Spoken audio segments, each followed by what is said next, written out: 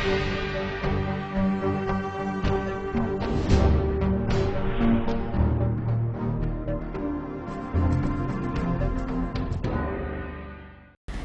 Vindhya times में आपका स्वागत है और आपके साथ मैं श्रेया हाजिर है आज की बुलेटिन की खबरों के साथ। पहली खबर की बात करते हैं। माखनलाल चतुर्वेदी राष्ट्रीय पत्रकारिता एवं संचार विश्वविद्यालय का शानदार भवन रीवा में तैयार हो रहा है। आज विश्वविद्यालय के कुलपति प्रोफेसर के.जी. सुरेश ने रीवा में तैयार हो रहे परिसर का निरीक्षण किया और जायजा लेते हुए महत्वपूर्ण बदलाव करने हेतु आवश्यक दिशा निर्देश दिए। इस दौरान विश्वविद्यालय के अधिकारी भी मौजूद रहे। नवीन परिसर भवन में क्या कुछ खास इंतजामात मीडिया के छात्रों के लिए किया गया है, इसका भी जायजा लिया गया। बता दें कि विश्वविद्यालय के रीवा परिसर में आधुनिक सुविधा से लैस क्लासरूम के साथ साथ स्टूडियो हॉल और तमाम सुविधाएं दी जाएंगी, जिससे एक मीडिया के छात्र को प्रैक्टिकल बेस्ड ट्रेनिंग में आसानी होगी। कुलपति के.जी. सुरेश की माने तो उनके द्वारा लगातार विश्वविद्यालय के अधिकारी और निर्माण कराने वाली कंपनी के ठेकेदार से बात की गई है और उनका प्रयास है कि अगले सत्र से नवीन परिसर में क्लास शुरू की जाएगी। इसके अलावा कुलपति ने बताया कि जब तक पूरी तरह से व्यवस्थाएं नहीं हो जाती तो ऐसे में आधे में परिसर शुरू करने का कोई अर्थ नहीं है। कुलपति प्रोफेसर के.जी. सुरेश ने बताया कि विश्वविद्यालय के रीवा परिसर का शानदार भवन बनकर तैयार हो रहा है, लेकिन इसके बाद भी जो कुछ कमियां रह गई हैं उन पर चर्चा कर रहे हैं ताकि कोई कमी छात्रों को न रहे। जाहिर है कि रीवा और विंध्य के लोगों को माखनलाल चतुर्वेदी राष्ट्रीय पत्रकारिता एवं संचार विश्वविद्यालय के बन जाने से मीडिया के छात्रों को एक नई राह मिलेगी और उन्हें अपने मुकाम को पूरा करने में काफी सुविधा होगी। रीवा शहर में कॉलेजों में सीट बढ़ाए जाने का मामला बढ़ता जा रहा है। पिछले 2 दिनों से पहले तो आदर्श विज्ञान महाविद्यालय के छात्रों ने सीट बढ़ाने को लेकर हंगामा किया और उसके बाद जीडीसी कॉलेज की छात्राएं सीट बढ़ाने की मांग कर रही हैं। अब यह मामला बढ़ता दिख रहा है। आज जीडीसी की छात्राएं कलेक्ट्रेट कार्यालय पहुंची। साथ ही उनकी यह मांग है कि कॉलेज में उन्हें प्रवेश दिया जाए और सीट बढ़ाई जाए। छात्राओं की माने तो जीडीसी कॉलेज में विगत दिनों 40 से 45 अंक प्राप्त करने वाली छात्राओं को भी प्रवेश दिया गया है, लेकिन जब सप्लीमेंट्री से पास होकर 55 से 60% अंक लाने वाली कॉलेज में छात्राएं पहुंची तो सीट फुल हो जाने की बात कही गई।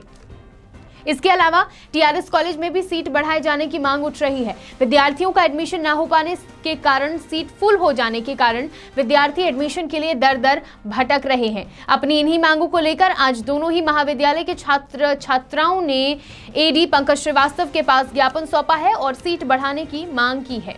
भैया, आज एनएसयूआई द्वारा ईडी सर को ज्ञापन सौंपा गया। हमारी मांगें हैं कि सभी महाविद्यालयों में, जैसे टीआरएस कॉलेज में जहां क्लासेस हैं, जहां सीट बढ़ सकती है, वहां पे 25% सीट बढ़ाने की मांग की है। और जैसे कि जीडीसी कॉलेज हो गई, मॉडल साइंस हो गई, लॉ कॉलेज हो गई, यहाँ पे 10% सीट बढ़ाने की मांग को लेके हम सर के पास आए थे। दूसरी समस्या ये थी भैया कि आज ये जो वेरिफिकेशन के लिए लड़के भटक रहे हैं, इनको शिक्षक गुमराह कर रहे हैं कि भैया आज आओ, कल आओ, परसों आओ। अब सीएलसी चालू हो गई, ठीक है, उनका वेरिफिकेशन नहीं हो रहा है। उसके लिए सर से हमने मांग की। और तीसरी हमारी समस्या थी, जो भूतपूर्व समस्या थी, कि जैसे कि ये छात्र हैं, आप समझ रहे हैं कोरोना काल चल रहा, ठीक है, इसमें ऐसे बहुत से अभिभावक हैं भैया जिनकी जेबें खाली हो चुकी है, जो प्राइवेट कॉलेज में नहीं पढ़ा सकते हैं अपने बच्चे को। आज वो सरकारी कॉलेज में एडमिशन के लिए भटक रहे हैं, दर दर भटक रहे हैं। इनकी मांगे हैं कि GDC model science college, TRS college में 10% सीटें बढ़ाई जाएँ, क्योंकि छात्रों की संख्या काफ़ी अधिक है जो प्रवेश चाह रहे हैं। कोरोना काल में बाहर नहीं जा पा रहे हैं पढ़ने, सभी रीवा में पढ़ना चाहते हैं और इन गवर्नमेंट कॉलेजों में पढ़ना चाहते हैं, इसलिए 10% सीटें बढ़ाने की इन्होंने मांग किया है। इनकी मांग को आज ही आयुक्त महोदय के पास, प्रशासन के पास पहुंचा दिया जाएगा उच्च शिक्षा विभाग में। पूर्व में भी छात्रों ने तालाबंदी करके इसका विरोध किया है, सीट बढ़ाने का पूर्व में एनएसयूआई ने किया था। उनके मांग को लेकर के हमने पहला रीवा एडी है जिसने इनके मांगों को बढ़ाया था।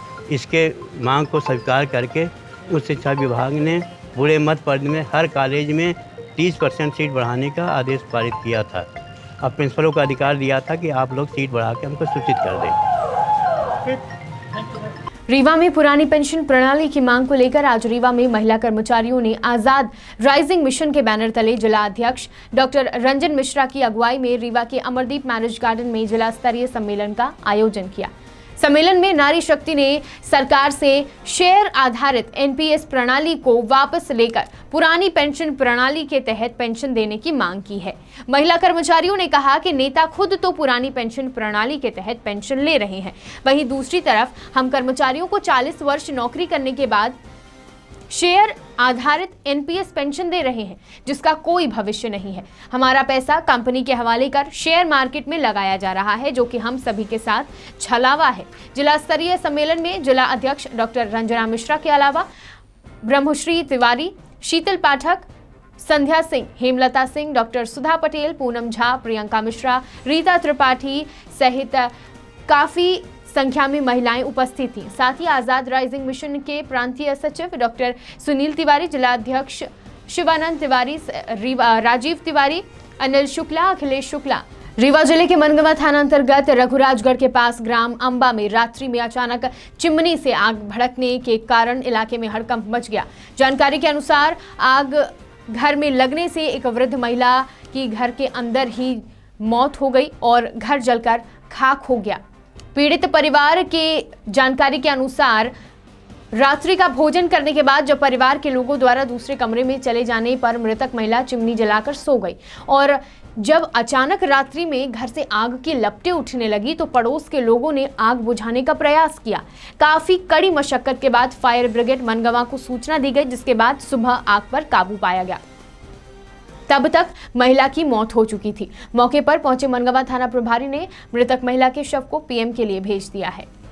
इन दिनों जिले में आगजनी की घटनाएं आए दिन सामने आ रही हैं। बीते दिनों सिमरिया तहसील के समीप एक दुकान में आग लगने से लाखों का नुकसान हो गया था। अब आज फिर शहर के कोतवाली थाना अंतर्गत रवि स्वीट्स की दुकान में आग लगने से काफी नुकसान होने की जानकारी मिली है। पीड़ित दुकानदार ने जानकारी देते हुए बताया कि सुबह जब दूसरे लोगों के माध्यम से इस बात की जानकारी उन्हें लगी कि दुकान में आग लगी है तो फौरन ही इसकी सूचना फायर ब्रिगेड को दे दी गई और मौके पर पहुंची दमकल गाड़ी ने 4 घंटे की कड़ी मशक्कत के बाद आग पर काबू नहीं पा सके।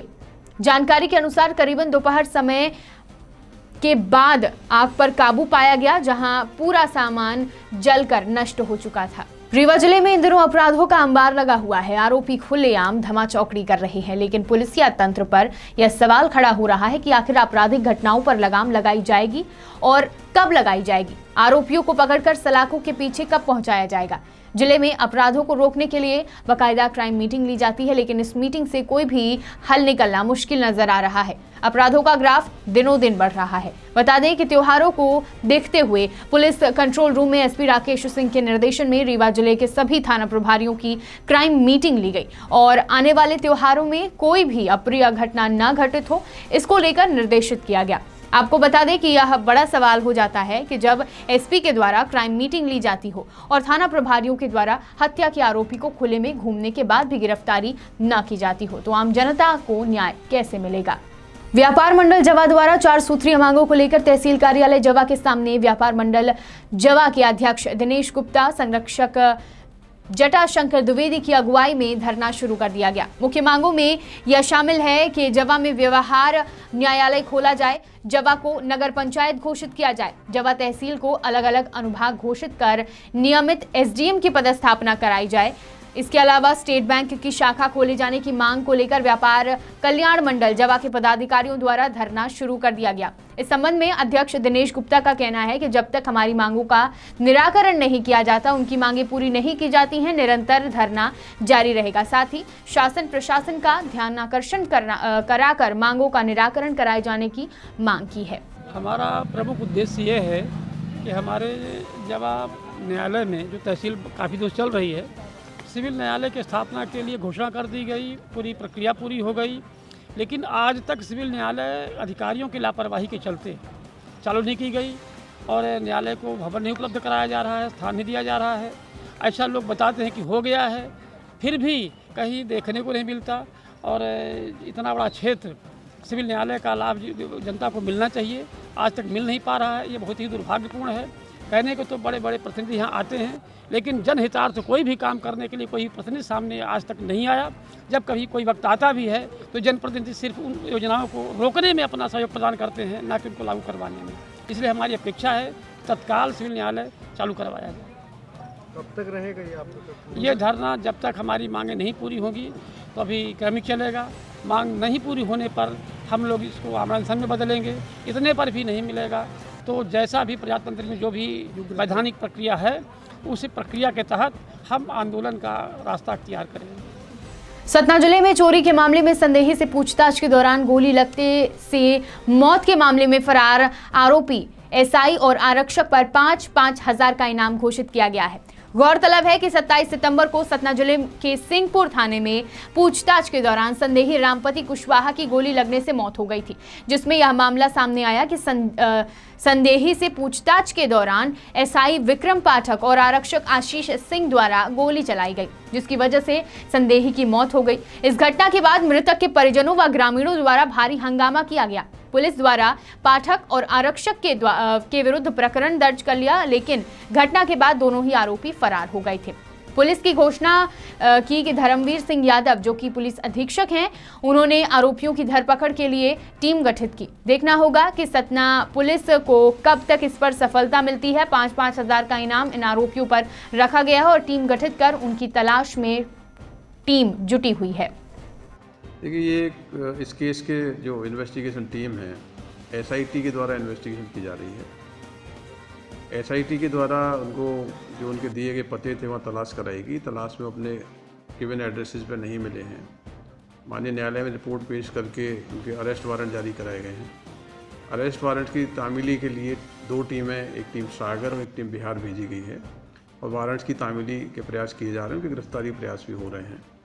इस संबंध में चूँकि वो अपने दिए गए एड्रेसेस पर नहीं मिले हैं, वहाँ से एब्सकॉन्ड कर रहे हैं, तो उनकी इनाम, उनकी गिरफ्तारी के लिए 5,000 रुपये का इनाम भी मेरी तरफ से जारी किया गया है। जो भी वैधानिक कार्रवाइयाँ हैं अरेस्ट को लेकर लगातार की जा रही हैं और जल्दी ही गिरफ्तारी सुनिश्चित की जाएगी। बात करते हैं बुलेटिन की आखिरी खबर की। शहडोल जिले के थाना बुढ़ार अंतर्गत आज सुबह से ही एक बुजुर्ग की लाश जलाने को लेकर 2 पक्षों में गर्मा गर्मी का माहौल रहा। भीड़ को देखते हुए लोगों ने थाना बुढ़ार और तहसीलदार भरत सोनी को जानकारी दी। जानकारी लगते ही मौके पर थाना बुढ़ार से पुलिस बल और तहसीलदार बुढ़ार मौके पर पहुंचे।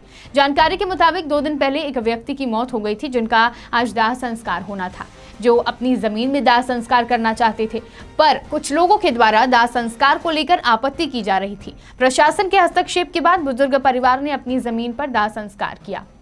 शहडोल से पंकज राव की रिपोर्ट। जानकारी मिली थी कि 2 पक्षों में विवाद हो रहा है दाह संस्कार को लेकर के। क्या था मामला सर, थोड़ा बताएं। मामला ये था कि श्री केदारनाथ तिवारी वयोवृद्ध एडवोकेट थे, जिनका निधन हो गया था परसों। आज उनका फ्यूनरल होना था, तो उनका फ्यूनरल वो अपनी निजी ज़मीन पर करना चाहते हैं। तो उनके परिवारजन, चूँकि उस जगह पर पहले भी उनकी पत्नी का फ्यूनरल हो चुका था और बगल में जैन समुदाय की ज़मीन थी और कुछ अन्य मोहल्ले वाले थे, जिनका ये कहना था कि फ्यूनरल यहाँ ना किया जाए। इसी बात को लेकर के विवाद दोनों पक्षों में था, जिसको मामले को मौके से जाकर के सुलझा दिया गया। सभी पक्ष सहमत हो गए हैं और वहाँ पर फ्यूनरल शांतिपूर्वक किया जा रहा है। सर, ये मामला कब से उन लोगों का उठा हुआ था कि वहाँ पर नहीं करना है? आज सुबह से ही ये बात आ रही थी और 1-1.5 घंटे के अंदर ये मामला सुलझ गया। सभी लोग आपस में समझौता करके, आपस में बात करके इस विवाद को सुलझा दिया। ठीक सर। आज की बुलेटिन में इतना ही। कल फिर से हाजिर होंगे विंध्य की तमाम खबरों के साथ। बहुत बहुत धन्यवाद।